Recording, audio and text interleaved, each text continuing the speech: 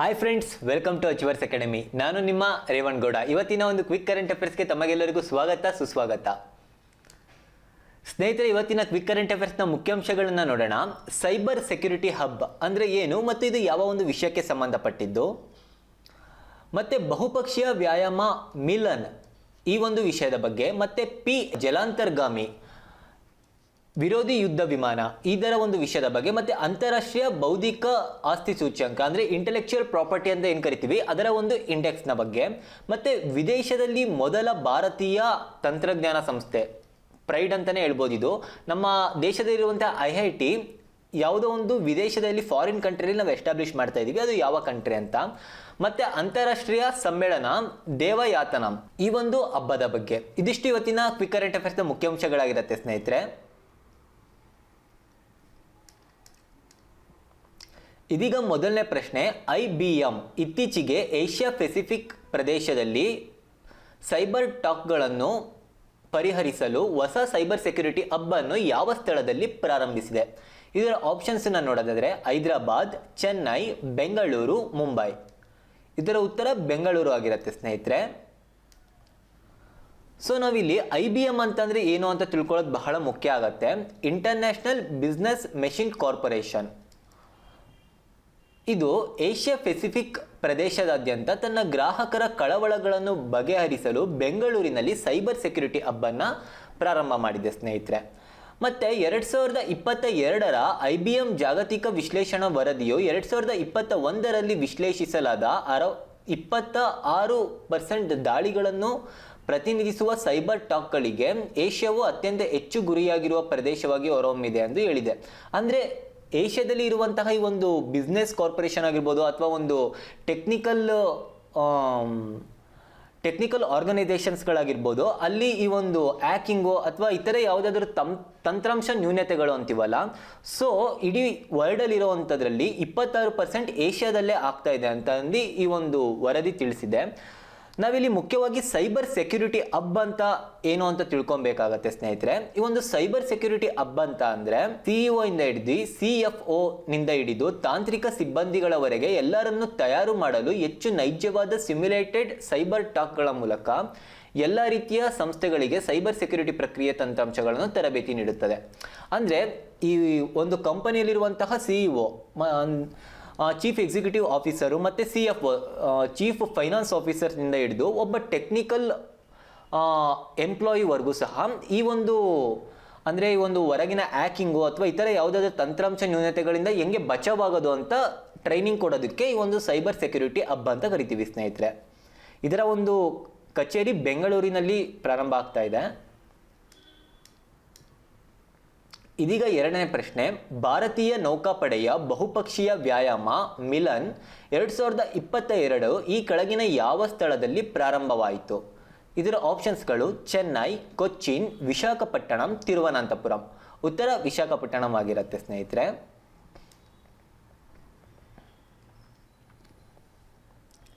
ಇದು ಭಾರತೀಯ ನೌಕಾಪಡೆಯ ಬಹುಪಕ್ಷೀಯ ವ್ಯಾಯಾಮವಾದಂತಹ ಮಿಲನ್ 2022 ಇತ್ತೀಚಿನ ಆವೃತ್ತಿಯು 25 ಫೆಬ್ರವರಿ 2022ರಿಂದ ವಿಶಾಖಪಟ್ಟಣಂನ ಸಿಟಿ ಆಫ್ ಡೆಸ್ಟಿನಿ ಅಂತ ಅನ್ನೋ ಒಂದು ಪ್ಲೇಸಲ್ಲಿ ಪ್ರಾರಂಭ ಆಗಿದೆ. ಮತ್ತು ಮಿಲನ್ 22 ಅನ್ನು 2 ಹಂತಗಳಲ್ಲಿ ಅಂದರೆ 9 ದಿನಗಳ ಅವಧಿಯಲ್ಲಿ ಇದನ್ನು ಸೆಲೆಬ್ರೇಟ್ ಮಾಡ್ತಾ ಇದ್ದು, ಫೆಬ್ರವರಿ 25ರಿಂದ 28ರವರೆಗೆ ಮತ್ತು ಸಮುದ್ರ ಹಂತವನ್ನು ಮಾರ್ಚ್ 1ರಿಂದ 9ರವರೆಗೆ ನಿಗದಿಪಡಿಸಲಿದೆ. ಅಂದರೆ ಇದರಲ್ಲಿನ ಕಾರ್ಯಕ್ರಮಗಳು ಈ ದಿನಗಳ ನಡುವೆ ನಡೆಯುತ್ತೆ ಅಂತ. ಮತ್ತು ಭಾರತವು 2022ರಲ್ಲಿ ತನ್ನ ಸ್ವತಂತ್ರದ 75ನೇ ವರ್ಷವನ್ನು ಆಚರಿಸುತ್ತದೆ, ಅಂದರೆ ಆಜಾದಿ ಕಾ ಅಮೃತ್ ಮಹೋತ್ಸವ. ಮತ್ತು ಮಿಲನ್ 22 ಈ ಮೈಲುಗಲ್ಲನ್ನು ಸ್ಮರಿಸಲು ಅವಕಾಶವನ್ನು ಒದಗಿಸುತ್ತದೆ. ಅಂದರೆ ಈ ಒಂದು ಮಿಲನ್ 22 ಈ ಒಂದು ಅಮೃತ ಮಹೋತ್ಸವದ ಒಂದು ಸವಿ ನೆನಪಾಗೂ ಸಹ ನಾವು ಆಚರಿಸ್ಬೋದು ಅಂತ. ಮಿಲನ್ ವ್ಯಾಯಾಮವನ್ನು 1995ರಲ್ಲಿ ಆರಂಭಿಸಲಾಯಿತು. ಭಾರತೀಯ ವಾಯುಪಡೆಯ ದ್ವೈವಾರ್ಷಿಕ ಬಹುಪಕ್ಷೀಯ ನೌಕಾ ವ್ಯಾಯಾಮ ಇದಾಗಿದೆ. ಅಂದರೆ ನಮ್ಮ ಭಾರತೀಯ ನೌಕಾಪಡೆ ಈ ಒಂದು ಮಿಲನ್ ಅಂತ ಅನ್ನೋ ಒಂದು ಎಕ್ಸಸೈಸನ್ನು ದ್ವೈವಾರ್ಷಿಕ ಅಂತ ಅಂದರೆ 2 ವರ್ಷಕ್ಕೆ ಒಮ್ಮೆ ಮಾಡ್ತಾರೆ ಸ್ನೇಹಿತರೆ. ಇದೀಗ ಮೂರನೇ ಪ್ರಶ್ನೆ. ಭಾರತೀಯ ನೌಕಾಪಡೆಯು ತನ್ನ ಅಂತಿಮ ಜಲಾಂತರ್ಗಾಮಿ ವಿರೋಧಿ ಯುದ್ಧ ವಿಮಾನ P-80 ಅನ್ನು ಇತ್ತೀಚೆಗೆ ಬೋಯಿಂಗ್ನಿಂದ ಸ್ವೀಕರಿಸಿದೆ. ಪ್ರಸ್ತುತ ಭಾರತೀಯ ನೌಕಾಪಡೆಯು ಈಗ ಅಂತಹ ಎಷ್ಟು ಜಲಾಂತರ್ಗಾಮಿ ವಿರೋಧಿ ಯುದ್ಧ ವಿಮಾನ P-80 ಹೊಂದಿದೆ? ಅಂದರೆ ಈ ಒಂದು ಸಬ್ಮೆರಿನ್ ಆಂಟಿ ಮಿಸೈಲ್ಸನ್ನ ಯುದ್ಧ ವಿಮಾನಗಳನ್ನು ನಮ್ಮ ದೇಶವು ಪ್ರಸ್ತುತವಾಗಿ P-81 ಅನ್ನೋ ಒಂದು ಸ್ಪೆಸಿಫಿಕ್ ಟೆಕ್ನಾಲಜಿದು ಎಷ್ಟು ಜಲಾಂತರ್ಗಾಮಿ ವಿರೋಧಿ ಯುದ್ಧ ವಿಮಾನಗಳಿದೆ ಅಂತ ಪ್ರಶ್ನೆ. ನಮ್ಮ ದೇಶದಲ್ಲಿ ಪ್ರಸ್ತುತವಾಗಿ 12 ಇಂತಹ ಒಂದು ಜಲಾಂತರ್ಗಾಮಿ ಯುದ್ಧ ವಿಮಾನಗಳಿದಾವೆ ಸ್ನೇಹಿತರೆ. ಭಾರತೀಯ ನೌಕಾಪಡೆಯು US ಮೂಲದ ಯುನೈಟೆಡ್ ಸ್ಟೇಟ್ಸ್ ಮೂಲದ ಏರೋಸ್ಪೇಸ್ ಕಂಪನಿ ಬೋಯಿಂಗ್ನಿಂದ 12 ಜಲಾಂತರ್ಗಾಮಿ ವಿರೋಧಿ ಯುದ್ಧ ವಿಮಾನ P-81 ಸ್ವೀಕರಿಸಿದೆ.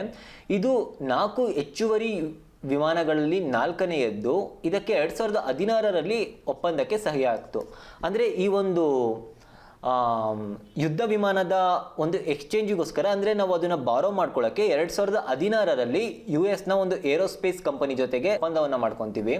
ಮತ್ತು P-81 ವಿಮಾನವು ದೀರ್ಘ ಶ್ರೇಣಿಯ ಜಲಾಂತರ್ಗಾಮಿ ವಿರೋಧಿ ಯುದ್ಧ, ಮೇಲ್ಮೈ ವಿರೋಧಿ ಯುದ್ಧ ಹಾಗೂ ಗುಪ್ತಚರ ಕಣ್ಗಾವಲು ಮತ್ತು ಕಡಲ ಸಮುದ್ರ ಕಾರ್ಯಾಚರಣೆಗಳಲ್ಲಿ ಬೆಂಬಲ ಮಾಡಲು ಸಹಾಯ ಮಾಡುತ್ತೆ ಸ್ನೇಹಿತರೆ.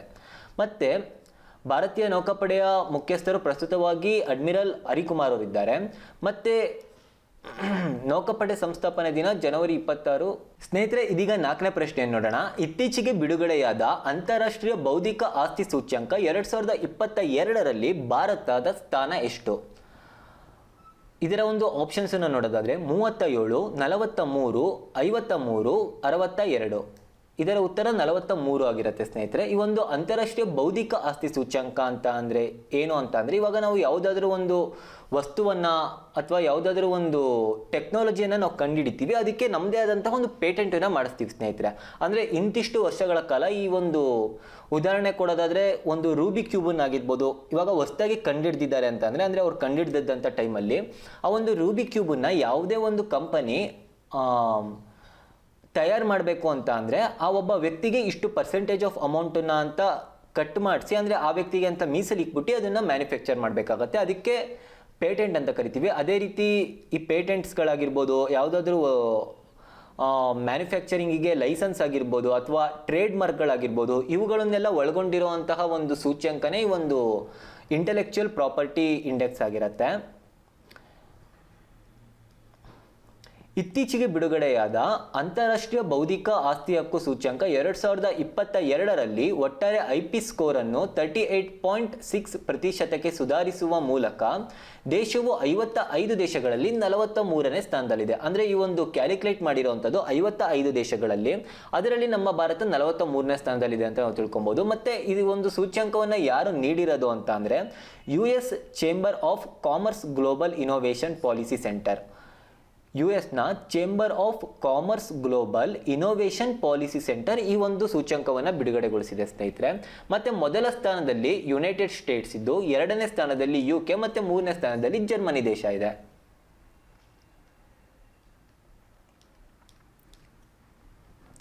ಇದೀಗ 5ನೇ ಪ್ರಶ್ನೆ.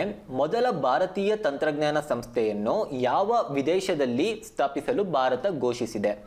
ಇದರ ಆಪ್ಷನ್ಸ್ಗಳು ನೋಡೋದಾದರೆ UK, ಕತ್ತರ್, UAE, ಇಸ್ರೇಲ್. ಉತ್ತರ UAE ಆಗಿರುತ್ತೆ ಸ್ನೇಹಿತರೆ. ಅಂದರೆ ತಮಗೆಲ್ಲರಿಗೂ ಸಹ ಗೊತ್ತಿರ್ಬೋದು, ನಮ್ಮ ಭಾರತದಲ್ಲಿ ಒಂದು ಟೆಕ್ನಾಲಜಿಗೆ ಫೀಲ್ಡಿಗೆ ಸಂಬಂಧಪಟ್ಟಂತಹ ಇನ್ಸ್ಟಿಟ್ಯೂಷನ್ಸ್ಗಳು ಇಂಡಿಯನ್ ಇನ್ಸ್ಟಿಟ್ಯೂಷನ್ ಆಫ್ ಟೆಕ್ನಾಲಜಿ ಅಂತ ಕರಿತೀವಿ. ಮತ್ತು ನಮ್ಮ ದೇಶದಲ್ಲಿ ಆಗುವಂತಹ ಹಲವಾರು, ನಾನು ಹಿಂದೆ ಒಂದು ಕ್ಲಾಸ್ ಮಾಡಿದಂಗೆ ಧ್ರುವ ಚಿಪ್ಪಿನ ಬಗ್ಗೆ ಮಾಡಿದ್ದೆ, ಅಥವಾ ಇತರೆ ಯಾವುದಾದ್ರೂ ಹೊಸ ಒಂದು ಟೆಕ್ನಾಲಜಿಗಳನ್ನು ಈ ಒಂದು IIT ಸಂಸ್ಥೆ ಸಂಶೋಧನೆ ಮಾಡುತ್ತೆ. ಭಾರತ UAE ವ್ಯಾಪಾರ ಒಪ್ಪಂದದ ಭಾಗವಾಗಿ ದುಬೈನಲ್ಲಿ ಮೊದಲ Indian institution of technology IIT ಅನ್ನು ಸ್ಥಾಪಿಸಲು ಭಾರತ ಘೋಷಿಸಿದೆ. ಒಟ್ಟು ಈವರೆಗೆ ನಮ್ಮ ಭಾರತದಲ್ಲಿ 23 IITಗಳಿದ್ವು ಸ್ನೇಹಿತರೆ. ಇದೇ ಮೊದಲ ಬಾರಿಗೆ ನಮ್ಮ ದೇಶದಿಂದ ಬೇರೆ ಕಡೆ, ಅಂದರೆ ಫಾರಿನ್ ಕಂಟ್ರಿಯಲ್ಲಿ ಈ ಒಂದು IIT ಸಂಸ್ಥೆನ ನಾವು ಸ್ಥಾಪಿಸ್ತಾ ಇದ್ದೀವಿ. ಅದು ಎಲ್ಲಿ ಅಂತಂದರೆ UAEನ ದುಬೈನಲ್ಲಿ. ವಿದೇಶದಲ್ಲಿ ಭಾರತದ ಪ್ರಮುಖ ಸಂಸ್ಥೆಯಾದಂತಹ IIT ಸ್ಥಾಪನೆಯಾಗುತ್ತಿರುವುದು ಇದೇ ಮೊದಲು. IITಗಳು ಭಾರತದ ರಾಷ್ಟ್ರೀಯ ಸಂಸ್ಥೆಯಾಗಿದ್ದು, ಪ್ರಸ್ತುತ ಭಾರತದಲ್ಲಿ 23 IITಗಳಿದೆ ಸ್ನೇಹಿತರೆ. ಇತ್ತೀಚೆಗೆ IITಗಳಿಗೆ ಹೊಸ ನಿರ್ದೇಶಕರನ್ನು ಆಯೋಜಿಸಲಾಗಿದೆ. ಯಾವ IITಗಳಿಗೆ ಅಂದರೆ, ಡೆಲ್ಲಿ IITಗೆ ನೂತನ ನಿರ್ದೇಶಕರಾಗಿ ಪ್ರೊಫೆಸರ್ ರಂಗನ್ ಬ್ಯಾನರ್ಜಿ ಅವ್ರನ್ನ ಅಪಾಯಿಂಟ್ ಮಾಡಿದ್ದಾರೆ. ಮತ್ತೆ IIT ಆಫ್ ಮದ್ರಾಸಿಗೆ ಹೊಸ ನಿರ್ದೇಶಕರಾಗಿ ಪ್ರೊಫೆಸರ್ ವಿ ಕಾಮಕೋಟಿ ಅವರನ್ನ ನೇಮಿಸಿದ್ದಾರೆ ಸ್ನೇಹಿತರೆ.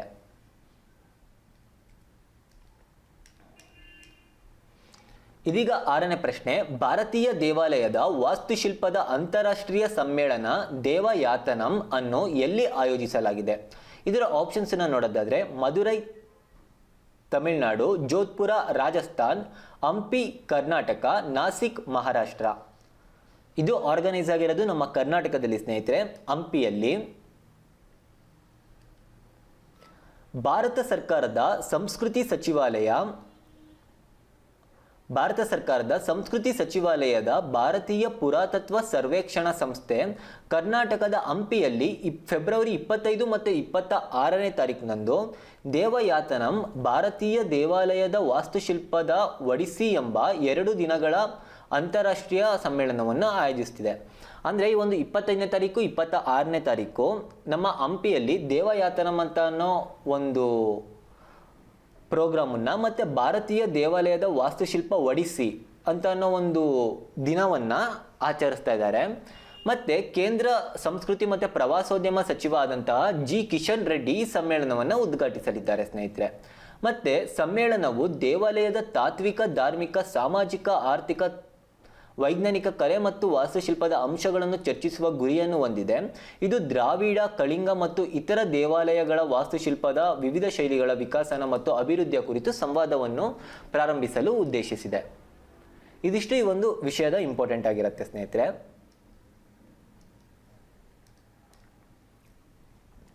ಇದೀಗ ಸ್ನೇಹಿತರೆ ಒನ್ಲೈನರ್ಸ್ ಕರೆಂಟ್ ಅಫೇರ್ಸ್ನ ನೋಡೋಣ. ಭಾರತೀಯ ರಿಸರ್ವ್ ಬ್ಯಾಂಕ್ ರಾಕೇಶ್ ಶರ್ಮಾ ಅವರನ್ನು IDBI ಅಂದರೆ ಇಂಡಸ್ಟ್ರಿಯಲ್ ಡೆವಲಪ್ಮೆಂಟ್ ಬ್ಯಾಂಕ್ ಆಫ್ ಇಂಡಿಯಾದ ವ್ಯವಸ್ಥಾಪಕ ನಿರ್ದೇಶಕರಾಗಿ ಮತ್ತು ಮುಖ್ಯ ಕಾರ್ಯನಿರ್ವಾಹಕ ಅಧಿಕಾರಿಯಾಗಿ ಮರು ಆಯ್ಕೆ ಮಾಡಿದ್ದಾರೆ. ಯಾರನ್ನ? ರಾಕೇಶ್ ಶರ್ಮಾ ಅವ್ರನ್ನ. ಮತ್ತೆ ಎರಡನೆಯ ಒಂದು ಒನ್ಲೈನರನ್ನು ನೋಡೋದಾದ್ರೆ, ಅಂತಾರಾಷ್ಟ್ರೀಯ T20 ಕ್ರಿಕೆಟ್ನಲ್ಲಿ ಅತಿ ಹೆಚ್ಚು ರನ್ ಗಳಿಸಿದ ಖ್ಯಾತಿಗೆ ಭಾರತದ ರೋಹಿತ್ ಶರ್ಮಾ ಅವರು ಭಾಜನರಾಗಿದ್ದಾರೆ. ಇವುಗಳ ಜೊತೆಗೆ ಮೂರನೇದಾಗಿ ಮೈಕ್ರೋಸಾಫ್ಟ್ ಸಂಸ್ಥಾಪಕರಾದಂತಹ ಮತ್ತು ಲೋಕೋಪಕಾರಿ ಆದಂತಹ ಬಿಲ್ ಗೇಟ್ಸ್ ಅವರಿಗೆ ಪಾಕಿಸ್ತಾನ ಒಂದು ಪ್ರಶಸ್ತಿಯನ್ನು ಕೊಟ್ಟಿದೆ. ಪ್ರಶಸ್ತಿ ಹೆಸರೇನು ಅಂತ ಅಂದರೆ ಇಲಾಲ್ ಎ ಪಾಕಿಸ್ತಾನ್ ಅಂತ. ಅಂದರೆ ಬಿಲ್ ಗೇಟ್ಸ್ ಅವರು ಸಾಮಾಜಿಕ ಒಂದು ಕಾರ್ಯ ಅಂತಂದರೆ ಈ ಒಂದು ಪೋಲಿಯೋ ತಡೆಗೆ ಹಲವಾರು ಕಾಂಟ್ರಿಬ್ಯೂಷನ್ನ ಕೊಟ್ಟಿರೋದ್ರಿಂದ ಈ ಒಂದು ಪ್ರಶಸ್ತಿಯನ್ನು ಪಾಕಿಸ್ತಾನ ಅವರಿಗೆ ನೀಡಿದೆ. ಸರಿ ಸ್ನೇಹಿತರೆ, ಇದೀಗ ನಿಮ್ಮ ಪ್ರಶ್ನೆ, ಈ ಕೆಳಗಿನ ಯಾವ ದೇಶವು ಕಪ್ಪು ಸಮುದ್ರದ ಗಡಿಯನ್ನು ಹೊಂದಿಲ್ಲ? ಇದರ ಆಪ್ಷನ್ಸ್ ಅನ್ನು ನೋಡೋದಾದ್ರೆ ಇಟಲಿ, ಬಲ್ಗೇರಿಯಾ, ಜಾರ್ಜಿಯಾ, ಟರ್ಕಿ. ಇದು UPSCಯಲ್ಲೂ ಸಹ ಬಂದಂಥ ಒಂದು ಕ್ವಶನ್ ಆಗಿದೆ ಸ್ನೇಹಿತರೆ. ಸೊ ಈ ಒಂದು ಕ್ವಶನ್ ಅನ್ನ ಏನಕ್ಕೆ ಇವಾಗ ಚೂಸ್ ಮಾಡಿದ್ದೀವಿ ಅಂತ ಅಂದರೆ, ತಮ್ಗೆಲ್ಲರಿಗೂ ಗೊತ್ತಿರ್ಬೋದು, ವಾರ್ ಕಂಡಕ್ಟ್ ಆಗಿದೆ ಅಂದರೆ ಉಕ್ರೇನ್ ಮತ್ತು ರಷ್ಯಾದ ಮಧ್ಯೆ. ಆ ಒಂದು ಸಮೀಪದಲ್ಲಿರುವಂತಹ ಒಂದು ಸಮುದ್ರ ಅಂದರೆ ಒಂದು ಕಪ್ಪು ಸಮುದ್ರ ಆಗಿರುತ್ತೆ. ಸೊ ಜಿಯೋಗ್ರಫಿಕಲನ್ನು ಲಿಂಕ್ ಮಾಡ್ಕೊಂಡು ಈ ಕ್ವಶನ್ ಅನ್ನು ಕೇಳಿದ್ದೀವಿ. ದಯವಿಟ್ಟು ಇದರ ಒಂದು ಉತ್ತರವನ್ನು ಕಮೆಂಟ್ ಸೆಕ್ಷನ್ಗಳಲ್ಲಿ ತಿಳಿಸೋಕ್ಕೆ ಪ್ರಯತ್ನ ಪಡಿ. ಮುಂದಿನ ಕೆಲವು ಗಂಟೆಗಳಲ್ಲಿ ಇದರ ಉತ್ತರವನ್ನು ಸಹ ನಾವು ಒಂದು ಪಿನ್ ಮಾಡೋ ಮೂಲಕ ತಿಳಿಸ್ತೀವಿ. ಇದಿಷ್ಟು ಇವತ್ತಿನ ಒಂದು ಕ್ವಿಕ್ ಕರೆಂಟ್ ಅಫೇರ್ಸ್ ಆಗಿತ್ತು ಸ್ನೇಹಿತರೆ. ಯಾರ್ಯಾರು ನಮ್ಮ ಒಂದು ಯೂಟ್ಯೂಬ್ ಚಾನಲನ್ನು ಇನ್ನೂ ಸಬ್ಸ್ಕ್ರೈಬ್ ಆಗಿಲ್ಲ, ದಯವಿಟ್ಟು ಸಬ್ಸ್ಕ್ರೈಬ್ ಆಗಿ ಅಂತ. ಮತ್ತೆ ಅಚೀವರ್ ಶೌರ್ಯ ಅಂತ ನಮ್ಮ ಒಂದು ಟೆಲಿಗ್ರಾಮ್ ಗ್ರೂಪ್ ದಯವಿಟ್ಟು ಜಾಯ್ನ್ ಆಗಿ ಅಂತ ಕೇಳ್ಕೊಂತ ಇವತ್ತಿನ ಒಂದು ಕ್ವಿಕ್ ಕರೆಂಟ್ ಅಫೇರ್ಸ್ನ ಇಲ್ಲಿಗೆ ಮುಕ್ತಾಯಗೊಳಿಸೋಣ ಸ್ನೇಹಿತರೆ. ಜೈ ಹಿಂದ್.